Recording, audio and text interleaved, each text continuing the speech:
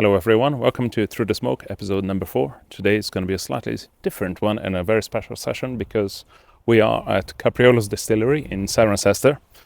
We are going to meet Barney, who is the master distiller. Well, I'm saying distillery. If you have a look at his little shed, literally a garden shed. But as much as this is indeed a garden shed, Barney is making what is now being called by quite a few of my sommelier friends and a lot of people in the industry as some of, if not the best Eaux de Vie that you can get your hands in. And the very first run of the still of 2025 is happening now. So he's got quite a few tons of, 2.5 tons of gooseberry are going to be distilled into a really ridiculous meager 90 liters of distillate. And we've got our conversation with Barney just happening now. So come and join us. Hello, guys. So welcome to Capreolus Distillery. I've got here Barney Wilczak with me, and he's going through the first, how do you call it? Not the first run of the spirit, but the first stripping run. Stripping run. There you go. Can you tell us what's happening here then? Yeah, so first stripping run of the 2025 season. So these are some beautiful local gooseberries. We hand graded 2,500 kilos and we have 180 kilos of them in the still. And at the moment, we're just doing this first distillation. So this is this crude distillation, bringing over all of these aromas. And actually, we've been standing here for a while, tasting through, and we see this whole progression of the fruit coming over. And then we're going to triple distill, so redistill those low wines. And even though this still is only 180 litres, you know, these fruits are so low yielding that we'll end up with all 2.5 tons of fruits in there, and we can ruin it in about 20 seconds. So, and you also mentioned earlier on that 2.5 tons of fruit will actually end up making only, for this case, about 90 litres? About 90 litres. That's ridiculously low yields. It's ridiculously low yields. And you know what, at distillation strength, it will be around 50 litres, you know. So if we think that's about 2,500 litres down to 50 litres, you can understand why I start talking about these things as being nearer to perfumery. You know, we are drawing this absolute line of essence out of there. Exactly. Well, you're getting the essence of the fruit in many ways. Exactly. And yeah, they're very magical. They become these big extensions to these fruits. So not only all those flavours that we normally taste in the, you know, in those raw fruits, but actually all of these flavours that are normally below our flavour threshold. And you suddenly start tasting the blossom, and you start tasting elements of the plant, you know, and this kind of maritime climate where they're all growing. Oh, fun. Lovely. Well, thank you. Let's get going. Now, at Capreolus, Barney is clearly making something extremely special, but it begs that all-important question. What exactly is Eau de Vie? Attila investigates. To give a very brief explanation to viewers and listeners, can you explain what is Eau de Vie, how it's made?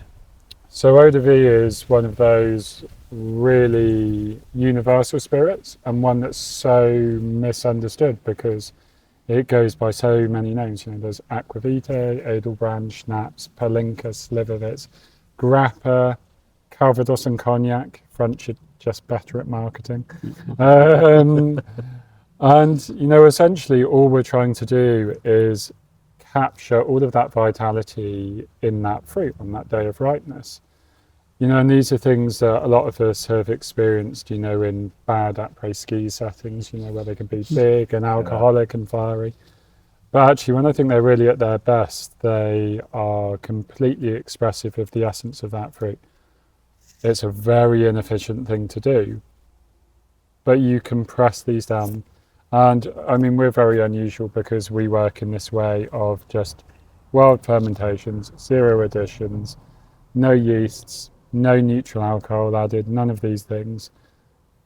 But then they become so much more transportive to me. And this was the fascination. This was falling down the rabbit hole of, oh, I can distill this apple and, oh, wow, this smells like an orchard to me. And I can distill this pear, and every single pear has as much varietal difference as a grape. You know, it's a magical world. Very few people in the world get to try Eau de Vies with a aspirational of being this high. And, you know, it sounds really pretentious, but I always describe. Sorry, I've said this several times today. But I sometimes describe them as the Fabergé eggs of spirits because Yeah. they're made of I didn't very. hear you say that, but I Yeah. agree. Yeah. And they've no, I meant about being pretentious, but yeah, yeah, you get that as well. But they, they're made of very, very expensive precious materials. They can only be made in very small quantities to level, and that means that they're very finite in quantity. And actually, the value of the fruit we work with is very high. It takes a huge amount of labour, and the production is very low. And obviously, this commands, a certain price, and even though the value is very high, they're obviously expensive.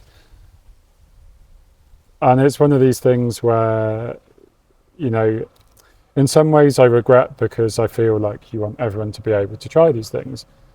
But I also have that feeling of like every time I open a bottle of one of ours, some of them are vintages of 80 bottles, and less sometimes thinking about it.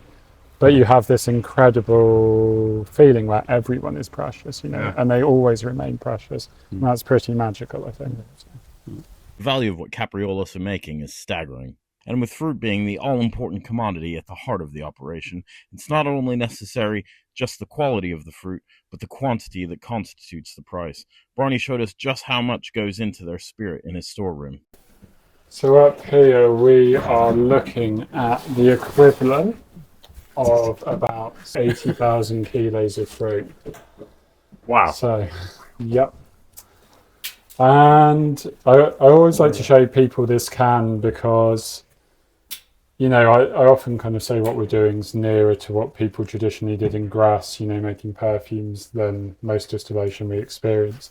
And I am incredibly pretentious, but it sounds incredibly pretentious. And I kind of think if you make statements like that, you need to prove them. And the way I prove them is by showing people this can. So, you're going to see in a moment when I shake every last drop off this. 6 massive drops. Yeah. So in here we have 70 litres of liquid. And this 70 litres of liquid was once 4,000 kilos of raspberries. So that's 4,000 litres of crushed fruit. So outside we have 3 tonnes across 5 fermenters, and this is an extra third on top of that. So that's 750,000 berries touched by hand. You can smell it, feel it in the room, actually. Yeah, and because we're finger tasting all the way through that distillation, this gives you that full right that if you want, you're very welcome to dip your finger in, shake it off, have a taste.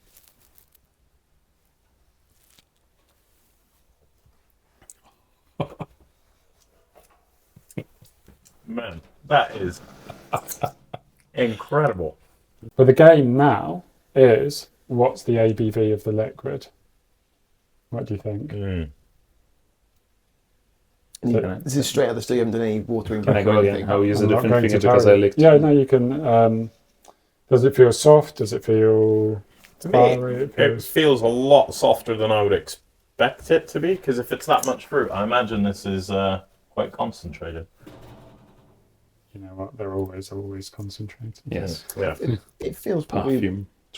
about the 50 mark, Yeah. something like Yeah. that, because it I was going to was say. it was a step up from what we were tasting before, which was about the 25 to 35, Yeah. and hasn't got the really light spirits you'd get from a bit further up. Yeah, like if you try to cast strength whiskey, Yeah. and like when you get up to that kind of 55-60%, you have that kind of weight and muscle to it, don't Yeah. you? This is a 50, 52. Don't you do the honours, Attila? 82.65. Is it? That's mad. That's so smooth. What?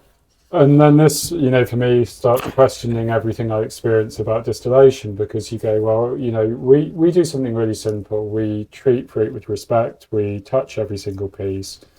We make cuts by taste. And this means, where most of the distilleries would be keeping over 90% of the alcohol, especially through recycling, which we don't do. We average somewhere between 35 and 45% of the alcohol we keep. And you go, well, actually, maybe it's not the ethanol that's making things hot. Maybe it's all these aldehydes in there. Maybe it's not, these kind of elements that disrupt us. And how can something that's been boiled 3 times transport me to standing amongst those plants? Back here with Barney, and we will be tasting 1,000 Trees apple Eaux de Vie. Would you like to tell us about it as well? I'm very excited about this one. And you know what we should be? I think apples are such amazingly complex fruit that we've completely bastardized, in our view of them. So this is an amazing orchard. This is 11 miles away from us on the edge of Tetbury for everyone who's local. And there they have a genetic store of fruit. So they have 1,000 apple trees, thank you. And every single tree is a different variety. So we are taking 6 to 8 pickings to get all 1,000 varieties. But the really sad thing with this is that when we see tasting notes, we see people say, "Oh, this is green apple or red apple," and what people mean is Granny Smith or Red Delicious. Here we pick up a lime green apple and it tastes like guava or pineapple, or it has the texture of polystyrene. And it's an amazing mix. And because a lot of these trees are biennial, they'll only fruit every other year, we can never ever achieve that same blend again. So I don't think it smells like, well, I'm not going to give you tasting notes, I'm going to let you. The first thing that I got before, as you were talking, just smelled, and I was like, oh, that doesn't smell of any apple Eau de Vie or even cider or a regular apple thing, because partially, as you were just saying, it's so many more than 50 shades, 1,000 shades of apple. It smells very different. It's beautiful. Like almost more like apple blossom than apple. It's much more it's really floral. Now, those notes around the apple are the Capreolus signature, the atmosphere of the entire orchard, other than just the primary flavors of the fruit. Over a vat of bubbling gooseberries, Barney told us for the first time he realized this incredible possibility. Distilling some Perry pears for the first time. And these were from 300-year-old trees in an orchard in Shropshire. And, they were shaken down with carbon fibre windsock poles. And I just, big old behemoths, 14 metres tall, some of these trees. And I distilled them, and it was the first time when I smelt it 6 months later that I'd had this experience where it didn't smell like the fruit, it smelled like standing under 300-year-old trees. And you were like, oh wow, all of these elements in these fruits are connecting me to sun-warm bark, ripe wood, green wood, autumnal leaves, and that fruit sitting underneath. And that was a moment where I thought, well, okay, I want to make things that actually smell like orchards in the area I grew up. They smell like fruits in my garden. How do I connect this? And from teaching myself how to do this, I suddenly realized that all the books teaching me to do it, they're saying, oh, use these sieving machines to take these elements out, or never distill yeast. And we're tasting the yeast out fermenters going, there's no autolysis. This is alive and complex and fatty. Why are we not, in a Perry pear, which is the size of, smaller than a golf ball quite often, big stalk, big pips, why are we not including these elements? And I always think that when we look at flavour, we all think about the big key flavour points. But what makes flavour feel profound is the detail in between. And this is where language breaks down in our ability to describe it. We forget that we are very instinctive animals, and we have this thing which is better than a gas chromatograph on our face. And you go, well, actually, of course, what we can describe breaks down before our senses do. There's this logic filter between it. So everything we're doing is about finding not these primary aromas, but it's finding that noise in between. In case you haven't seen the podcast before, I am very much the novice here. I don't really come from a drinks background, so they've been very kindly educating me. And before I was probably just as happy with a bottle of like Buffalo Trace or something like that, versus some of the nicer things I've had. And getting into it, I always found like the whiskeys were like, it's like a mural. There's so many different flavors going on from the different elements. Like some of it's from the cask, some of it's from the distillate, and you have even more levels of flavor here, but there's like no cask influence or aging. With all this talk of barrel aging, Attila decided it was time to go back to the roots of the podcast. We had to know, will Capreolus ever make a whiskey? You must have had a few people that asked you, can you make something with barley? Can you make a bit of whiskey? Yeah. And you know what, I'm tempted. Sometimes I'm tempted to distill some barley just to, or especially like these maslin mixers, you see people like Fielding using. And I'm really tempted, just not because I necessarily want to make whiskey, but because I want to see how those plants express when distilled in this way. And I think, for me, those heads and tails, which are a big part of whiskey, they're not necessarily a negative. But certainly in what we produce, I see these as masking agents, and you expect the more you take away, the less flavour you're going to have. But for us, the amazing thing is the more we stepped away from any kind of concept of yield, and you remove these masking agents, suddenly you saw more and more nuance, more and more detail, and I think if you did this with barley, you would have something which could be a whole different structure of whiskey. Yeah. So, and maybe it wouldn't be, whiskey, and that's fine. But I keep running it through my head, kind of going, maslin mix, maybe some very old, 600-700 litre ex-white wine barrels, very neutral, just because I want that spirit to shine through. Long bit of aging and see what it'd be like. And I think it would be very, very different to anything we normally get to experience, in that kind of category of whiskey. But maybe when I find more time in the day. Not during harvest and... exactly. And maybe if we have somewhere a little bit larger, we'll start experimenting, and I'll hide it away in the back. From what I don't know how much exposed you are to whiskey. I'm sure you must have tried quite a few.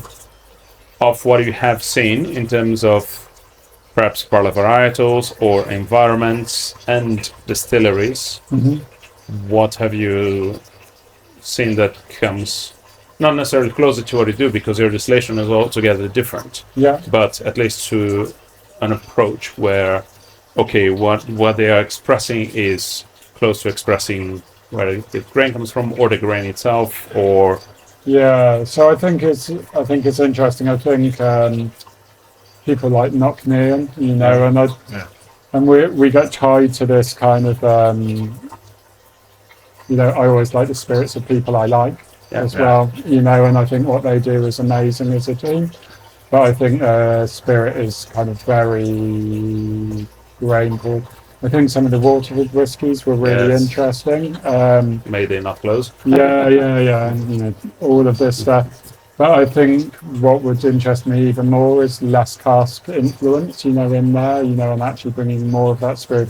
If you're going to bang the terroir drum, let it show. But you find really interesting producers in places like Austria, who distill Eaux de Vie, who distill grain as well, and some of those corn brands and things you find, which are basically just corn distillates, are really interesting as well. But I think there's loads of people doing really good work out there. I just think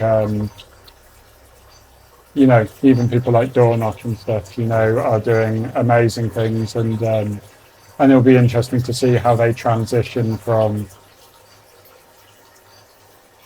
I'm trying to think of it. I was going to say balls to the wall distilling. I don't know if that's a phrase, but this very super focused, very small way, and actually how they scale that up. So I think there's plenty of excitement in whiskey, and I think there's plenty of people doing interesting stuff. But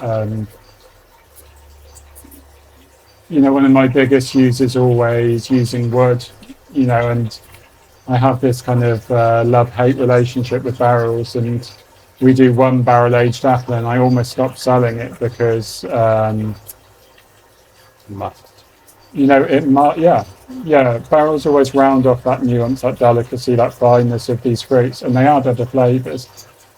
And I had this issue where I kept going home in winter, if I'd been outside all day and it was, the weekend, and if I wanted to drink something by the fire, I kept reaching for our barrel-aged apple. And I had to stop myself and be like, it's okay just to make something that tastes delicious. Welcome back to Through the Smoke. And to kick off the second half, we're back in the attic, as Barney takes us on a deep dive through his process, from the importance of locality to the challenge of capturing a certain moment. And one of the things, coming from a conservation background, one of the things we focus on is going, well, actually, those damsons we work with were brought here 2,000 years ago by the Romans. So the farmers we work with say these aren't damsons, these are Damascene, and Damascene was Damascus. So 2,000 years of adaptation for our climate means much lower interventions, much more consistency of quality. We have an apple tree over there that was first recorded 28 miles away in 1643. No fungicides, no sprays, beautiful fruit quality, only every other year because it's really biennial. But the fruit's amazing, and it's one of these things, when we're looking for quality, like actually how do we achieve quality? And it's like, well, you stack your cards and work with what works well in your area. Our Perry pears we work with were all bred within 30 miles of this distillery. So you go, why do they perform really well? Because they're bred to grow here. And I think this is one of the challenges where you go, well, let's put Chardonnay in the West Country in a maritime climate, and you're like, and if we want to have less impact in farming, you go, well, planting a very mildew-prone variety in a very wet climate is maybe not,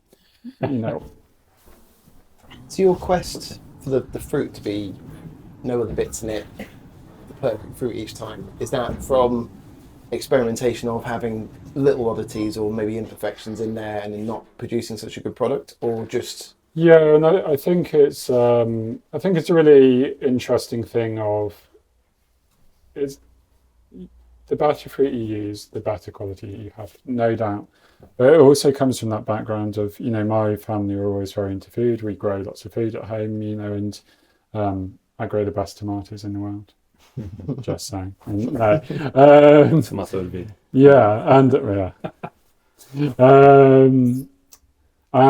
it's a really interesting thing that we know this as chefs, and when, as you work with fruits where you take something at that absolute moment where the experience is so different and so transcendental to buying that shop bought tomato, for example, where you're like, oh, I can taste the starch in here, I can taste these elements in there. And it was a really interesting conversation I had the other day where, I was saying, well, we choose different fruits, to different levels of ripeness. And someone asked me how we choose that.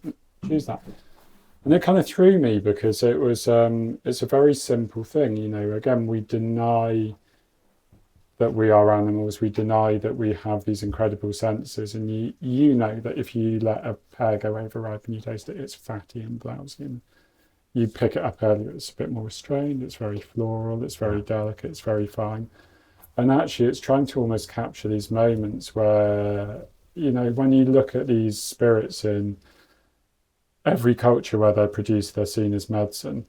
And I'm not making any claims, but I kind of, again, we contextualize information and we say, well, why were Swiss and Austrian monks distilling these in the mountains?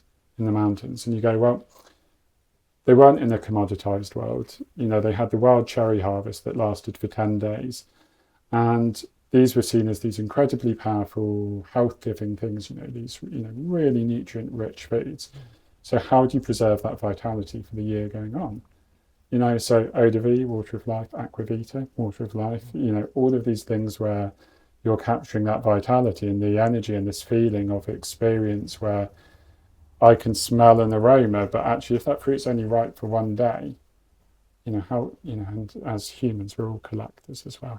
How do you hold on to that thing, and these become time capsules. And even more than that, I remember smelling the latest vintage of our 1,000 Trees apple, Eaux de Vie, and there was an aroma in it I couldn't place, but I knew really well. And it was last spring, and I walked out, and our apple trees were flowering, and I was like, oh, it's the blossom. And then I went, wait a sec, has that perfume survived in the eye capsule of that fruit for 6 or 7 months before we've even touched that? So we're not just seeing this day, we are seeing this culmination of almost an entire season going across there. And, I think this is like the perfect segue, for looking at the elderberry. And this was, I'll tell the story again, because this was the first time in 7 years we'd worked with elderberry, and the last time we worked with it, it was 9 of us picking for a day, and that made 9 bottles of Eau de Vie. So a whole day's picking for a 375ml bottle. And we had 2,000 kilos of fruit arrive from some very good friends, and this was 6 pallets my height. We hand graded every single bunch. My hands were beautifully blue. We destemmed them through a specially modified grape destemmer, 5 weeks fermentation, and you distill these things. And in that spirit run, it was like we travelled from the canopy of a woodland down into the humus, not the chickpea humus, the humus at the base of those trees. You had all these floral notes, all these herbaceous notes, all these rotting wood, all this moss, and all of this cacao and heather honey and honeycomb running through it. And you start, having this little vision into just how complex these plants are. But the only problem was from 2,000 kilos of fruit, we ended up with 16 litres in a milk can. Wow. So this is 123 kilos of fruit per litre, the essence of. You can see that colour in there from those essential oils. When we dilute it, it will be down to maybe 64 kilos of fruit per litre. But that experience, you have this kind of monastic experience of tasting these things, is worth that very, very high price of that fruit. So if you'd like to dip your finger in £6,000 worth of fruit, plus the distilling, this much. Katie kindly worked out it's about £1 a dip. So please. So this was 42 375ml bottles per tonne.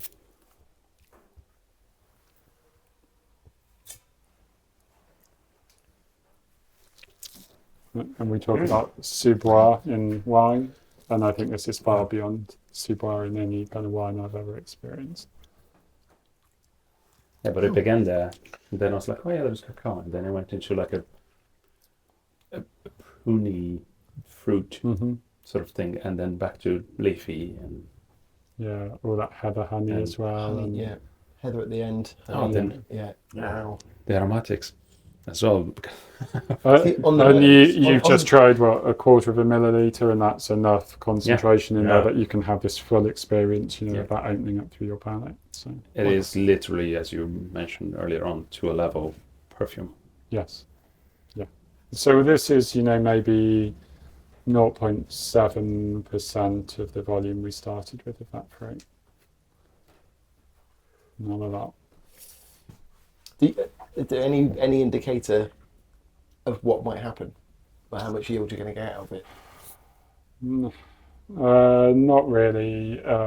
It's very hard when you're working with these fruits with lots of solid elements in as well, and then you can also have unfermentable sugars which vary in quantities depending on the year, and we can know it. We all know. We always know it's going to be bad. That's a good starting place, and then you're not disappointed. But it's interesting when people ask you to justify what you do in terms of making logical and commercial sense, and then I think you taste things like this, and that just breaks the question apart. Wow. There's Go on. there's just so much going on. Can I go It's for insane. a second dip? Yeah, please. This is This is how you want to smell. You know, it's isn't insane. it? Yeah. My finger smells like pure honeycomb. Yeah. Like, you know, when you've just opened a beehive and you get that rich, amazing smell coming out of it, and that's what. It's just. I had someone taste it and said, "Oh, it's like crunchy bars." Yeah. And I was like, "It is like crunchy bars, but Yeah. mixed with moss and wood and spice, and Yeah. and you get notes of the elderflower, the actual flower coming through. You know, smell the It's very flower on it. floral. yeah, But it also has like like a slightly more tannin, sort of green, leafy taste to it, but almost along the vibes of like a green apple, but like the synthetic flavor of green apple, not an actual green apple. and It's And it sounds very strange when I describe something sometimes as saying, well, you know, for me, it is, you know, from canopy to forest floor, you know. And you don't, it doesn't seem to make sense, but you taste it and you're like, oh, but there's bark in there, and there's wood, and there's the moss growing on it, and there's lichen in there. And you get taken not into a fruit, but you get taken into an environment. Yeah. And that's, you know, that to me, this is kind of, The whole point of it. yeah, it's a fascination. It becomes a very obsessive thing because you're like, well, this also smells like, you know, living in the Cotswolds. It smells like being in the beech forest, you know, it smells like that kind of it really does. environment. Like when you go out and, you know, pick elderflowers in markets. Yeah, it takes me back to cacao tasting, Yeah. which I've done a few different ones. And, And again, with cacao, very different style fruit, and also the type of cacao, where they come from, conditions, and so on. And some that are, you know, bitter, barky, leafy, and some that are super fruity and pruny, and some that are very floral. And, this is, and this is all from dipping in the finger and trying this insane. it's really not even That's milk. very It'll be amazing when we dilute it and it opens up and becomes a bit more complex. A bit more complex. Yeah. I don't know. I think I'm sure the brain can take much more complex. It's amazing. There's so much going on in that. And isn't it amazing? Like, I think what's amazing is, you know, one of my biggest realizations was, you know, recognizing our own inadequacies, you know, as a producer. So you go, well, you know, I think of it sometimes like I could never write a symphony, but I could record one, you know, and I realized a long time ago that I don't have the intelligence to make something more complex than a plant that's evolved over millions of years. How do you choose the ABV for the 43? Is that just... So that's a really good question. We set it because it felt like a value of keeping those essential oils in solution, but not allowing that alcohol to come over. And I remember going and seeing our Italian importer, and they bottle a load of rums, and they bottle these, you know, I walked in there at 10 in the morning. I said, oh, you should really try this. You're not allowed water, you're not allowed spittoons. And I had a sip and I was like, oh, this is delicious, but it's just like 65% in it. Oh, no, this is 79.5. And they tasted the Eaux de Vie and they said, oh, you know, they're amazing, but we think you should bottle them at higher proofs because everything they drink, because they're men, you know, they drink these big spirits. And Hannah, my partner, and I diluted 6 Eaux de Vies at 45 and 43% and tasted them blind. So I nosed them and I said instantly, oh, I know which one is stronger because this has more aroma. And I was wrong. You know, 43%, because those volatile aromas aren't being trapped by that alcohol, they're evaporating more easily. And even on that palate, you know, that alcohol started interrupting a bit more. And I think it's really a question, you know, where we go, well, okay, in cask strength whiskies, you know, if you're taking a kilo of grain to make a litre of whiskey, maybe having it a bit, stronger in there makes sense. But if I'm putting 800 grams of apples into this, to that one glass. You know, do we need more concentration? You know, we're talking about the raspberry earlier and saying, well, a punnet of raspberries makes 1 teaspoon. And actually, I think we should, we need to leave our egos, especially being masculine.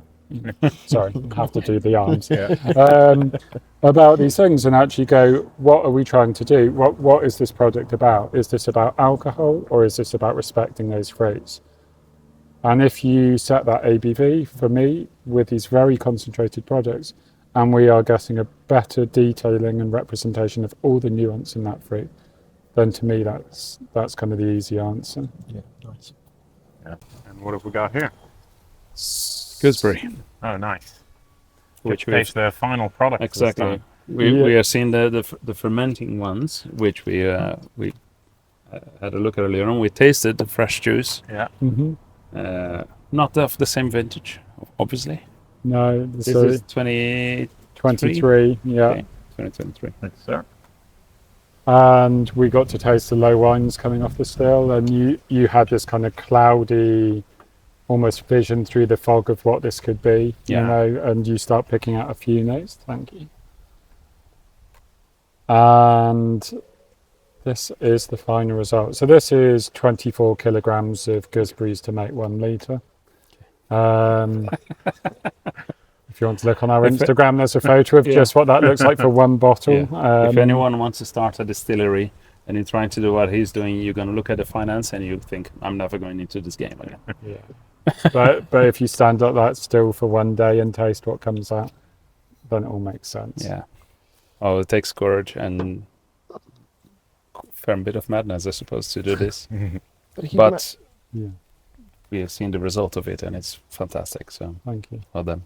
So a huge amount of skill as well. Like he talks about the books that he was reading and like the science behind it and implementing the science that he learns. And there's a lot of other people. I mean, I'm quite a lazy brewer, not even remotely in the same class. And so you can see it in the final product. Yeah, exactly. You can taste it. I think sometimes we need to be terrified of the word innovation, and we just need to find dedication. I think that's what I'm always looking for. Nice. And smelling this and then having snapshots of the different layers that we tasted as you were distilling. I knew what this was going to be, but it's got a lot more body to it than what we were trying from the still. Yeah. It's like you've mentioned it with a few of them, but like a waxiness on the palate that really stands out in the glass versus what was coming out of the still. And I think it's amazing actually when you try that coming off the still, like it tastes like gooseberries, it tastes like, and then you taste this and it becomes such a more, almost like a fractal opening of that flavour where you're like, wow, actually we didn't see, and again in my palate it feels like you're stepping through all these layers, of different herbaceous. The nose is actually, I think, probably spoiled a bit because we got to try it as it was being distilled. So the nose kind of reminds me of being in that room and tasting those a couple of times. But the palate is so much richer, so much fuller. It really, my daughter loves gooseberries. We have always had a couple in the garden since she's been born, and like before they're ripe, she goes and picks them all off the bush and nobody else gets them. And she usually like cuts her hands up and everything on the thorns and like she properly dives into it. And it, especially when she was little, it'd have to be like unhooking her dress and stuff from the thorns, and it really like crystallized that memory in my mind smelling this just now, and it's not something that's really been on my mind until just now. Yeah, that's lovely. That's cool. Isn't it amazing? Strangely, when I finally found these 2 brothers who grew the fruit to our standards, I said, we need to make like proper botanical ripeness, not these hard bullets we kind of find in shops. And Jake said, oh, I know what you mean. You mean like the poles, like where they suck the inside out of them. And I was 5 years old with my bubsha stood in the garden doing exactly that. And like you taste the fruit and you smell the fruit.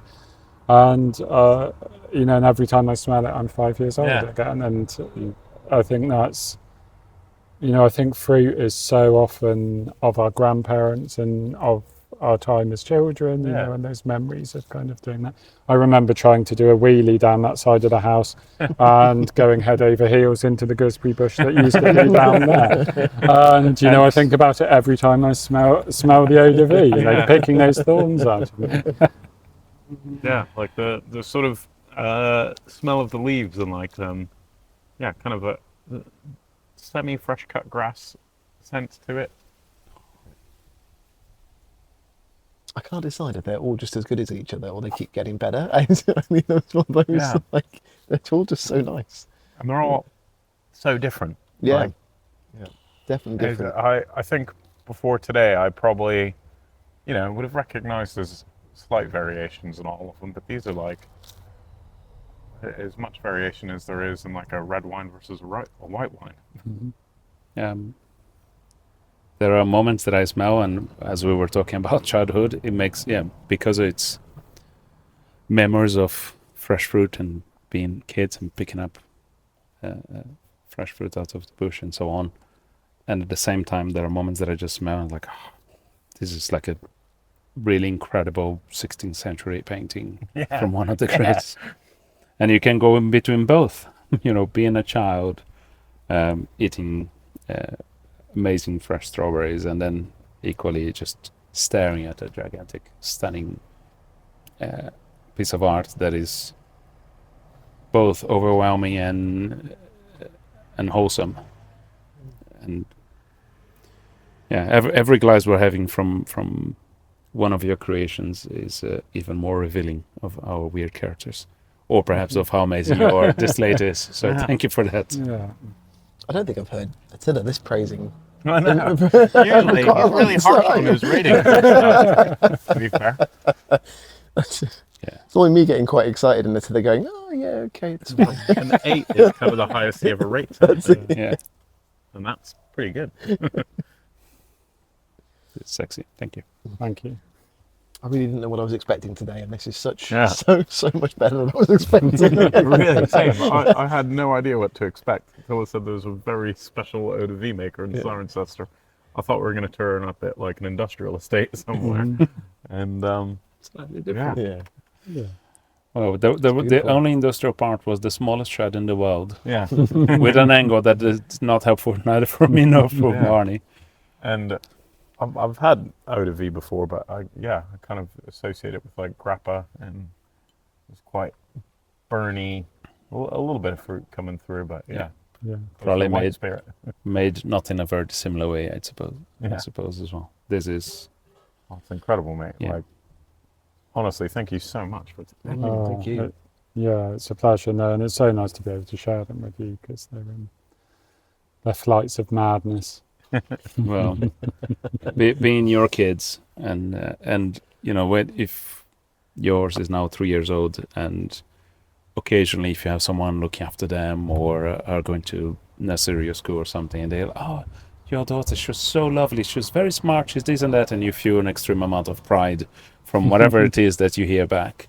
Oh, these are your kids, and they're really well fucking behaved, I have to say. So kudos for having raised them this good, because wow, they're gonna go on to be geniuses. I was wondering where you were going with that.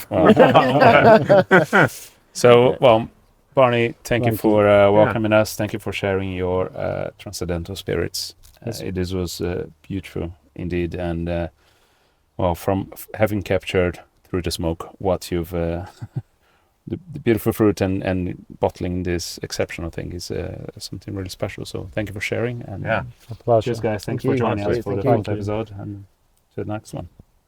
Cheers. Cheers. Cheers. Cheers. Fantastic. Ding.